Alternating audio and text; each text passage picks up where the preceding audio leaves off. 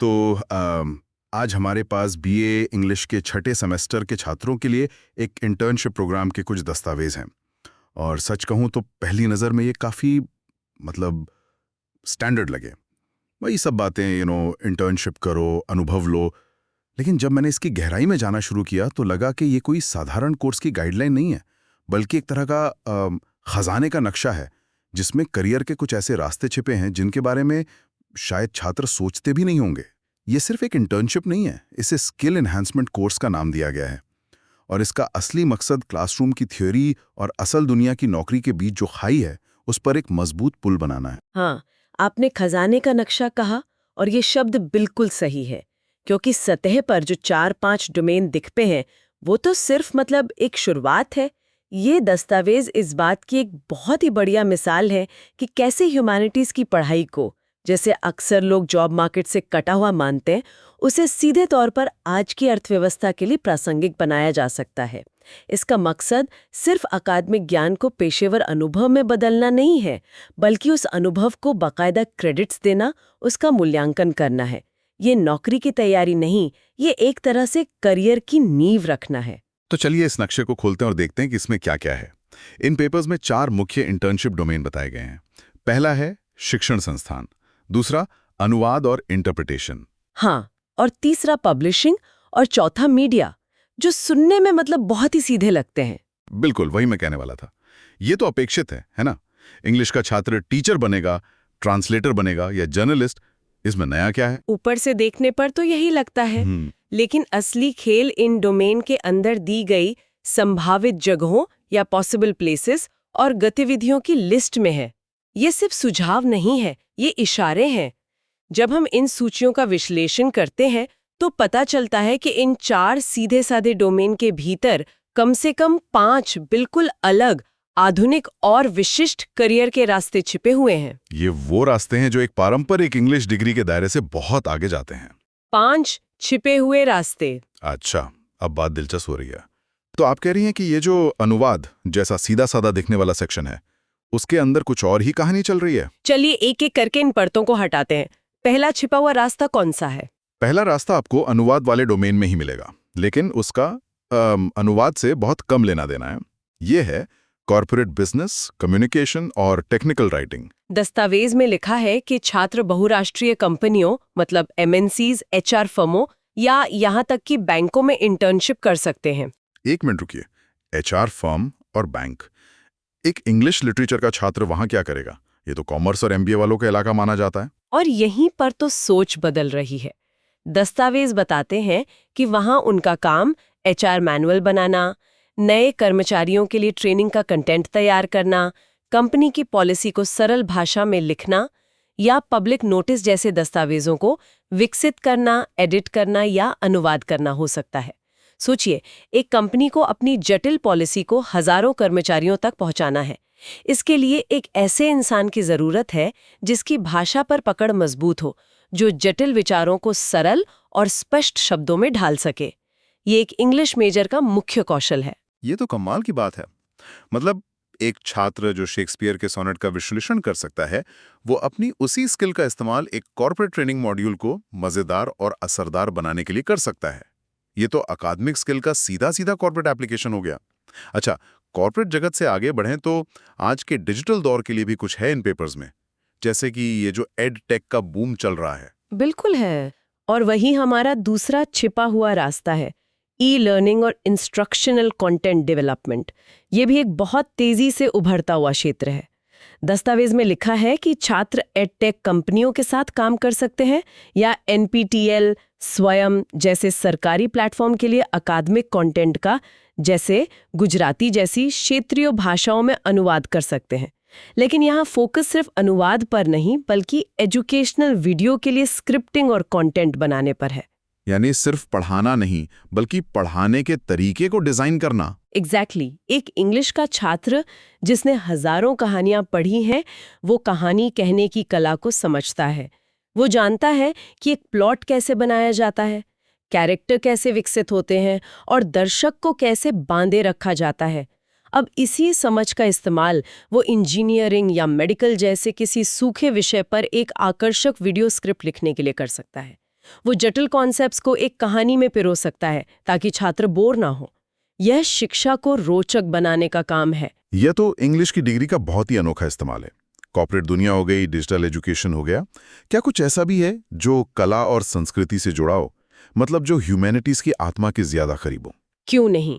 तीसरा रास्ता इसी दिशा में है और शायद सबसे अप्रत्याशित भी। ये है सांस्कृतिक विरासत, दस्तावेजीकरण और कला प्रशासन। इसमें छात्र म्यूजियम, पुरातात्विक सोसाइटियों, आर्ट गैलरीज या Indian council for cultural relations मतलब ICCR जैसी सरकारी संस्थाओं के साथ काम कर सकते हैं। म्यूजियम में मतलब एक इंग्लिश का छात्र किसी ऐतिहासिक कलाकृति के पास बैठकर क्या करेगा? वो उस कलाकृति की कहानी दुनिया को बताएगा। दस्तावेज के अनुसार उनका काम म्यूजियम के लिए कैटलॉग तैयार करना, गाइड बुक का अनुवाद करना, किसी प्रदर्शनी के लिए जानकारी लिखना या सांस्कृतिक कार्यक्रमों के आयोजन में मदद करना हो सकता है। सोचिए, एक छात्र जिसने ऐतिहासिक उपन्यासों का अध्ययन किया है, वो अपनी रिसर्च स्किल का इस्तेमाल करके किसी पुरानी पेंटिंग के पीछे की कहानी खोज सकता है और उसे इतने दिलचस्प तरीके से लिख सकता है कि म्यूजियम आने वाला हर व्यक्ति उससे जुड़ जाए। ये अपनी भाषा और रिसर्च के कौशल का उपयोग करके संस्कृति के संरक्षण में सीधे तौर पर योगदान देना है। वाह, मतलब आप सिर्फ इतिहास पढ़ नहीं रहे, आप उसे दूसरों के लिए संरक्षित करने में मदद कर रहे हैं। ये बहुत सार्थक काम लगता है। अच्छा, इन 3 रास्तों के अलावा बाकी 2 कौन से हैं? मुझे मीडिया और कम्युनिकेशन वाली डोमेन में कुछ दिलचस्प लग रहा है। आपका अंदाजा सही है। चौथा रास्ता वहीं से निकलता है और वो आज के OTT कल्चर से सीधे जुड़ा है।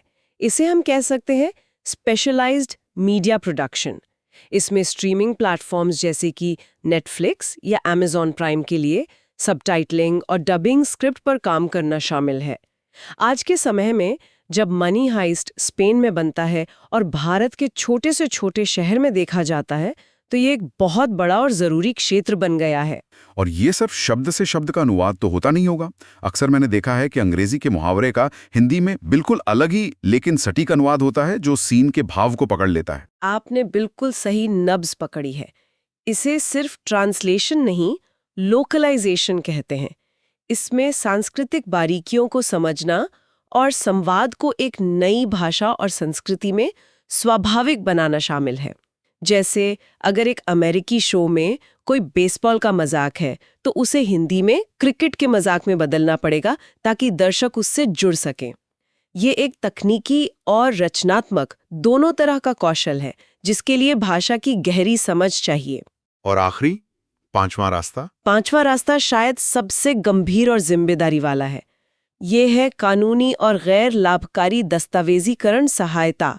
यहाँ छात्र कानूनी फर्मों या मानवाधिकारों पर काम करने वाले NGOs के साथ इंटर्नशिप कर सकते हैं। उनका काम कानूनी नोटिस, हलफनामों, केस स्टडीज या याचिकाओं का अंग्रेजी से क्षेत्रीय भाषा में या फिर उसका उल्टा अनुवाद करना हो सकता है। ये तो बहुत ही संवेदनशील काम लगता है। यहाँ तो एक शब्द की गलती भी भारी पड़ सकती है। और यही इस अनुभव की सबसे बड़ी सीख है। ये छात्रों को सिखाता है कि भाषा सिर्फ अभिव्यक्ति का माध्यम नहीं, बल्कि एक शक्तिशाली और सटीक उपकरण है। कानूनी दस्तावेजों में एक कॉमा या एक शब्द का गलत अनुवाद पूरे मामले का मतलब बदल सकता है। ये अनुभव भाषा के प्रति एक अलग स्तर की गंभीरता और सम्मान पैदा करता है। तो कुल मिलाकर ये 4 डोमेन सिर्फ 4 रास्ते नहीं हैं, बल्कि आधुनिक करियर की कई विशेषज्ञताओं का एक पूरा नेटवर्क है। ये वाकई कमाल है। हमने 5 बिल्कुल अलग अलग दुनियाओं की बात की, कॉर्पोरेट, एडटेक, म्यूजियम, OTT और कानून। तो एक छात्र जो इस इंटर्नशिप से गुजरता है, वो आखिर में अपने साथ क्या लेकर जाता है? सिर्फ एक सर्टिफिकेट या कुछ और भी? दस्तावेजों में इसके फायदों के बारे में बहुत स्पष्ट रूप से बताया गया है। सबसे पहला और सबसे बड़ा फायदा है करियर रेडीनेस और रोजगार क्षमता, मतलब एम्प्लॉयबिलिटी। ये प्रोग्राम एकेडमिक ज्ञान और बाजार की जरूरत के बीच की खाई को पाटता है। छात्र सिर्फ ये नहीं कहते कि मुझे साहित्य का विश्लेषण करना आता है, बल्कि वे अपने CV पर लिख सकते हैं कि मैंने एक मल्टीनेशनल कंपनी के लिए एक ट्रेनिंग मॉड्यूल लिखा है, या मैंने एक वेब सीरीज के लिए सबटाइटल तैयार किए हैं। उनके पास डिग्री के साथ साथ एक पोर्टफोलियो भी होता है। ये तो हुई टेक्निकल स्किल्स की बात, लेकिन आजकल हर जगह सॉफ्ट स्किल्स की बहुत बात होती है। क्या ये दस्तावेज इस पर भी रोशनी डालते हैं कि एक छात्र ऑफिस पॉलिटिक्स या टीम में काम करने जैसी असल दुनिया की चुनौतियों से कैसे निपटेगा? बिल्कुल। दूसरा फायदा है व्यावसायिक और सॉफ्ट स्किल्स का विकास। दस्तावेज में टीम वर्क, पेशेवर नैतिकता, समय की पाबंदी और समस्या समाधान जैसी बातों का जिक्र है। जब आप किसी ऑफिस में काम करते हैं तो आपको डेडलाइन का पालन करना होता है, अलग-अलग तरह के लोगों के साथ समन्वय करना होता है और अचानक आई समस्याओं का हल निकालना होता है। ये वो चीजें हैं जो कोई किताब नहीं सिखा सकती, ये अनुभव से ही आती हैं। इसका मतलब है कि ये सिर्फ काम करना नहीं है, बल्कि काम कैसे किया जाता है, उस माहौल में ढलना सीखना भी है। आपने सही कहा। तीसरा फायदा है विशिष्ट डोमेन में कौशल का विकास। छात्र अपनी पसंद के क्षेत्र में विशेषज्ञता हासिल करते हैं। अगर किसी को मीडिया में जाना है तो वो स्क्रिप्ट लिखना सीखेगा। अगर किसी की रुचि प्रकाशन में है तो वो कॉपी एडिटिंग के गुर सीखेगा। ये उन्हें उस भीड़ से अलग खड़ा करता है जिनके पास सिर्फ एक सामान्य डिग्री होती है। और आखिर में एक बहुत ही महत्वपूर्ण पहलू है चिंतनशील शिक्षा, यानी रिफ्लेक्टिव लर्निंग। छात्रों को सिर्फ काम करके भूल नहीं जाना है, उन्हें अपने अनुभव पर एक संरचित रिपोर्ट तैयार करनी होती है। ये रिपोर्ट लिखना क्यों इतना जरूरी है? क्या ये सिर्फ एक फॉर्मेलिटी नहीं है? बिल्कुल नहीं। ये शायद इस पूरी प्रक्रिया का सबसे जरूरी हिस्सा है।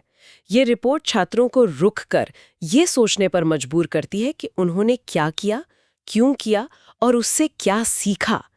ये एक तरह से अपने काम की डायरेक्टर्स कमेंट्री लिखने जैसा है। मैंने ये काम किया कहना एक बात है, लेकिन इस काम को करके मैंने ये सीखा और मेरे ये कौशल विकसित हुए कहना दूसरी बात है। ये आत्मविश्लेषण की क्षमता उन्हें भविष्य में किसी भी जॉब इंटरव्यू या करियर में आगे बढ़ने में मदद करती है। ये सब सुनकर ये तो साफ है कि ये कोई अनौपचारिक गर्मियों की इंटर्नशिप नहीं है जिसे कोई भी कहीं से भी कर ले। इसकी एक पूरी औपचारिक प्रक्रिया है। दस्तावेजों में लिखा है कि ये छठे सेमेस्टर में 4 क्रेडिट का एक अनिवार्य कोर्स है। हाँ, और यही बात इसे बहुत गंभीर बनाती है। ये पाठ्यक्रम का एक अभिन्न अंग है, कोई एक्स्ट्रा एक्टिविटी नहीं। हर छात्र को अपने विभाग से इंटर्नशिप के लिए पूर्व अनुमति लेनी होती है।